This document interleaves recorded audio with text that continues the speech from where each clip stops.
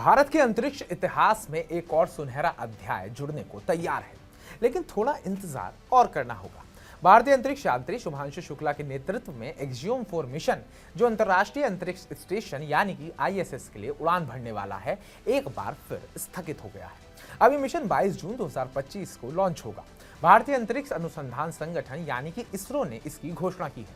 आइए इस मिशन के बारे में और इसके बार बार टलने की वजहों को आसान तरीके से समझते हैं।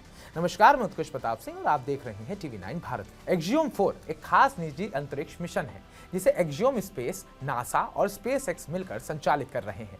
इस मिशन में भारतीय वायुसेना के group captain Shubhanshu Shukla pilot की भूमिका में होंगे, जो 1984 में राकेश शर्मा के बाद अंतरिक्ष में जाने वाले दूसरे भारतीय अंतरिक्ष यात्री बनेंगे। उनके साथ मिशन में शामिल हैं पैगी विल्सन, जो अमेरिकी मिशन कमांडर और पूर्व नासा अंतरिक्ष यात्री हैं। इसके बाद स्लावोज उजांस्की, जो पोलैंड के मिशन स्पेशलिस्ट हैं। इसके बाद तिबोर कापू, जो हंगरी से आते हैं और मिशन स्पेशलिस्ट हैं। ये मिशन भारत, पोलैंड और हंगरी के लिए ऐतिहासिक है, क्योंकि इन देशों के अंतरिक्ष यात्री कई दशकों बाद आईएसएस पर पहुंचेंगे। यह 14 दिन का मिशन है, जिसमें चारों अंतरिक्ष यात्री 60 से ज्यादा वैज्ञानिक प्रयोग करेंगे, जिनमें से 7 इसरो के और 5 इसरो नासा के सहयोग से होंगे। चलिए अब आपको ये बता देते हैं कि आखिर ये मिशन बार बार क्यों टल रहा है। एक्सियोम 4 मिशन की लॉन्चिंग अब तक 6 बार टल चुकी है। इसकी वजहें कुछ तकनीकी और कुछ पर्यावरणीय हैं। पहला स्थगन 29 मई। मिशन को सबसे पहले 29 मई को लॉन्च करना था, लेकिन स्पेस एक्स के क्रू ड्रैगन मॉड्यूल में इलेक्ट्रॉनिक हार्नेस की समस्या के कारण इसे 8 जून तक टाला गया। दूसरा और तीसरा स्थगन यानी कि 8 और 9 जून। फॉल्कन 9 रॉकेट की तैयारियों में देरी और खराब मौसम में लॉन्च को पहले 9 जून और फिर 10 जून को टाल दिया गया। चौथा स्थगन 11 जून। स्पेस एक्स ने फॉल्कन 9 रॉकेट की बूस्टर में लिक्विड ऑक्सीजन यानी कि LOX रिसाव का पता लगाया। इसरो ने सुझाव दिया कि रिसाव को ठीक करने और कम तापमान पर लीक टेस्ट करने के बाद ही लॉन्च की अनुमति दी जाएगी। पांचवा स्थगन 12 जून। नासा ने ISIS के रूसी हिस्से ज्वेज़दा सर्विस मॉड्यूल में एक नया प्रेशर रिसाव यानी कि हवा का रिसाव देखा। यह रिसाव 2019 से चली आ रही समस्या का हिस्सा है, जिसे हाल ही में ठीक करने की कोशिश की गई थी। छठा स्थगन 19 जून।